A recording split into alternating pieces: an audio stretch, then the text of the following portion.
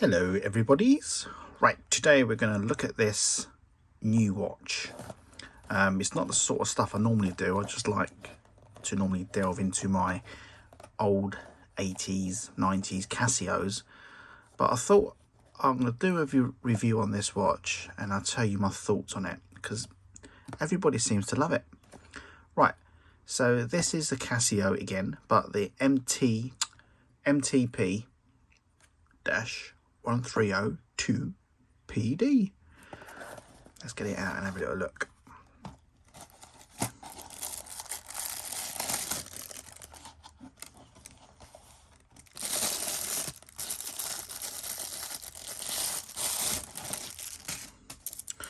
Voila! It is a beautiful watch, you can't deny that.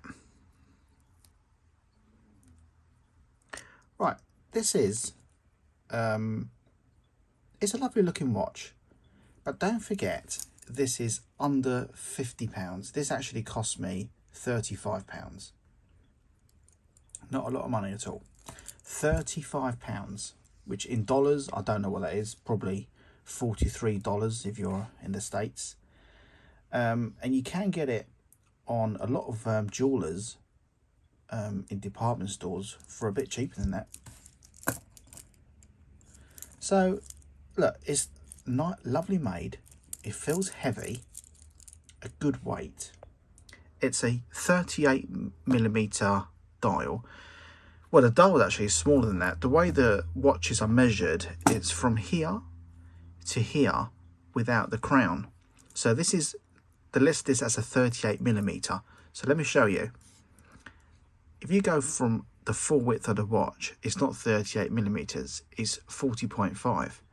But how a watch is measured is from this distance, which is 38mm. So it only goes from here to here and is measured without the crown. So don't get confused and think it's a large face when it isn't. It's not. 38mm will be all around here plus the crown, so you'll be out to here. It's not, although it's a very good size. Let me put it on my wrist. My wrist is 19.5 centimeters. So let me stick it on and I shall show you just in relation to my wrist.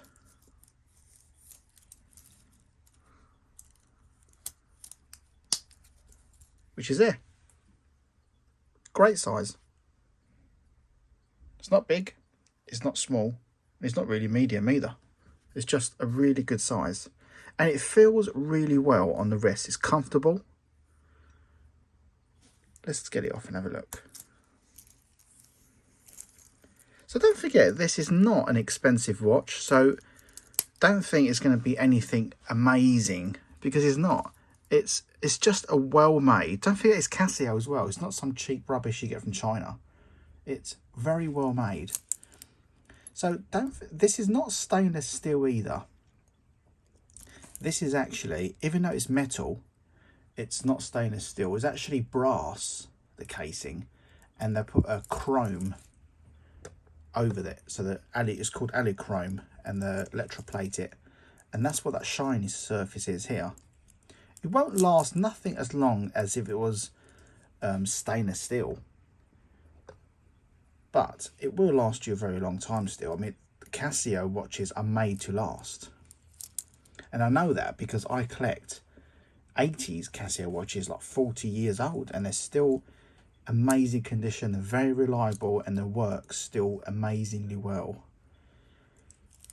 Although their old chrome stuff didn't last too long, it caused a bit of corrosion around the insides. But I think times have moved on since then. So look, you got the movement on this is a 2784.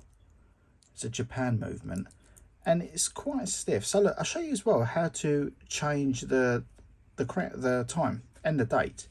So to change the time, you get the crown, put your finger at the back, and you're going to feel two clicks. There's one click, which is there, and the next click, which is there. And when you move it, you can tell what is a good movement. When you move the crown, normally if this is stiff as it goes round, it's a good indication that it's better made than most. As soon as you start turning that and it's really easy to move, then it's not a good quality movement. But this is Casio. This is not some cheap Seconda rubbish. This is very well made stuff, and they want to keep their name. So they wouldn't make a rubbish movement. So look, so it'd be 2 clicks to move the hands over. And if you want to move the date, you push halfway.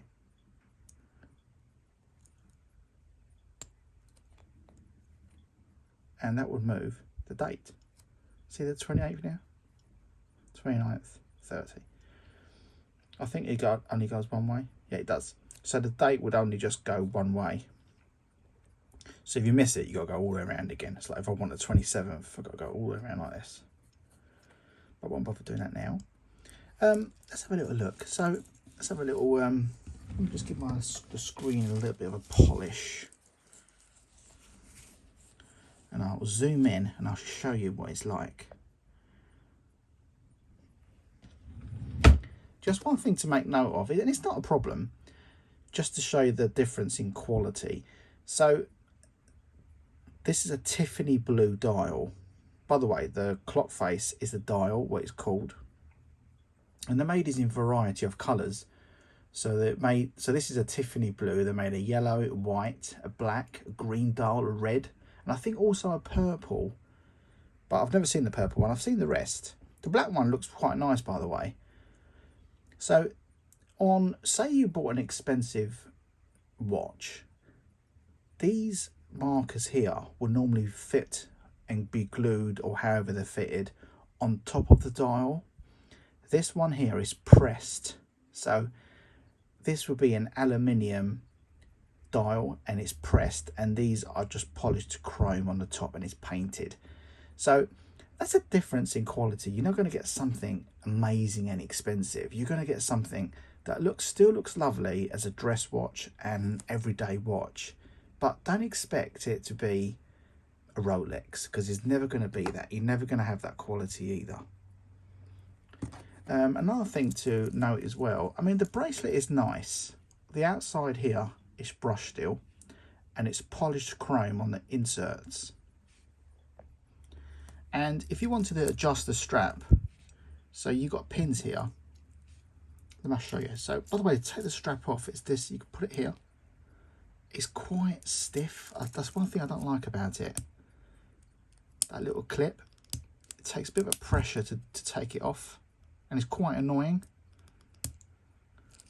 But if you wanted to make this as final adjustments, see, some watches would only have 2 or 3 of these final adjustments, but to make it adjustable, what you do is you put get your little pusher or a pin, put it in, and you can take that out now, and you could just slide it over to the next pin here, and that would, you could make final adjustments to get the watch just right. But as we've got the strap out, I'll show you the back of the case. I'll take the pin out, put the pin now. Oh, where's it gone? Too much of a zoom. So I've just taken it out there. So here's the, oh, let's go this way. Here is the movement.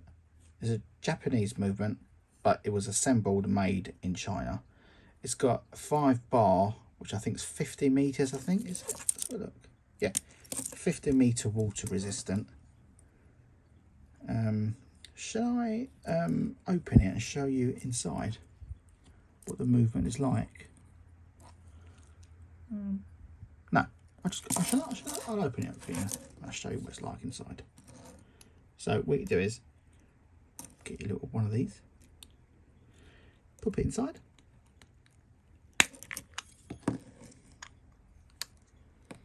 And there we are. Simple as that. If you ever wanted to change this battery, what you do is you put your little pusher or pin here and just pull it over, and that will bounce back out. Here, let me just move this out. Here is just a plastic part, and you can just slide that out and slide that back in. It just holds this movement. The insides of a watch is called a movement. On a digital watch, it's called a module. So all that does there is just separate, just keeps that from moving, wobbling up and down. And that's what I'm saying, is nothing special. It just does its job. Let's hope we can put this back with 0 effort. Which way is the right way? That's the top. That's the top. I might need my little machine to put this back. Hope not.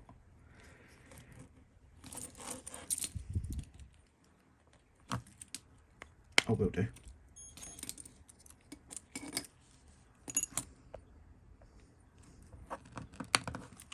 Oh my God. I'll put it back in a minute. Or should I put it back now? Oh, I'll put it back now. Yeah, that's basically it. It's quite a nice watch. You're not going to go wrong. And for that sort of money very well spent. And you would always probably get your money back. Casios really do hold their value. Another thing to consider as well is show what a good movement it is. Let me just zoom in and show you. The hands really do line up quite well with the markers. You can't see it here because of the shadow. But normally these second hand here, sometimes they'll be out and it's quite annoying to see. But if you see this one here, it's quite well aligned. So the quality control is pretty good. Like I said before, with the chrome watches, it's quite easy to put marks on them. So don't forget to adjust it. You can either pull one of these out, the straps. Let me show you, look. You see where it's got the arrow there? You can just pull one of the pins out and you can put another pin in and it reduces the strap down. But once you get the general size you want, you can fine adjust it if you want a perfect fit by just moving the pin wherever you want it. And the clasp is okay. I mean, it clips in, pain in the arse to clip it back out, but yeah, it's very nice. And also you've got a good lube on here. Let me just turn the light off and see what it's like. Hold on.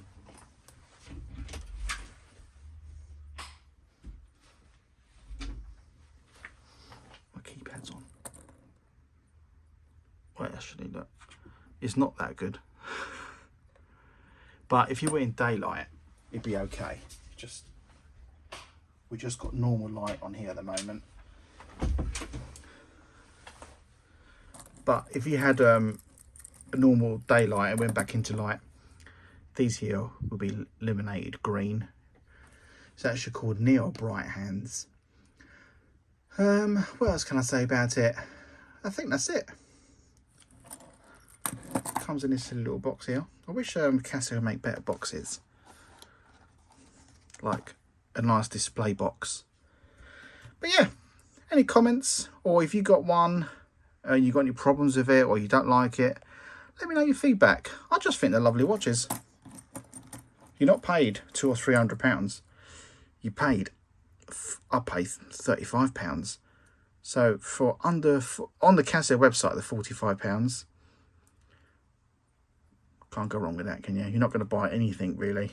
That's a very established name and it's got a good reputation for quality. So yeah, if you want a cheap watch, it's going to last and look nice, you don't want to spend a lot of money, this is the one to go for. If you want analog, if you want digital, that's a different story. Right, you take care. Thanks.